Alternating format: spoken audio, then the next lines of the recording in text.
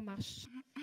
Madame la présidente, monsieur le rapporteur, madame et monsieur le ministre, ma question portera sur la lutte contre la contrebande de tabac et les achats transfrontaliers. Donc, ma question est plutôt pour monsieur le ministre de l'Action et des Comptes publics. Donc, nous savons qu'une augmentation importante et rapide du prix du tabac produit des effets positifs en matière de baisse de la consommation et plus largement de lutte et de prévention du tabagisme.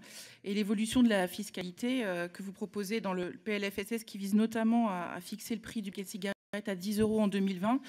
Et en ce sens, je crois, une mesure de santé publique extrêmement courageuse.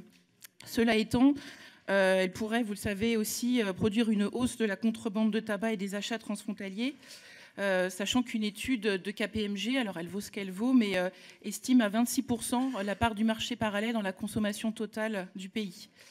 Alors des actions ont déjà été évidemment engagées pour lutter contre la contrebande de tabac et limiter les achats transfrontaliers, notamment à l'échelle de l'Union européenne.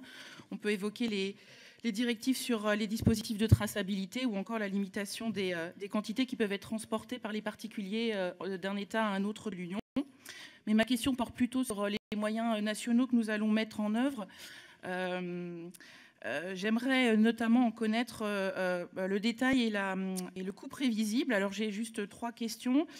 Désolée. Auriez-vous une estimation, monsieur le ministre, de l'impact de la hausse du prix du tabac à venir sur la contrebande et les achats transfrontaliers ? Ensuite, quels moyens supplémentaires vont être mis en œuvre pour lutter efficacement ? Et je pense notamment, par exemple, à la mobilisation des agents des douanes ou encore à des mesures qui pourraient être prises en direction des buralistes. Et enfin, pouvons-nous estimer le coût de ces mesures ? Merci.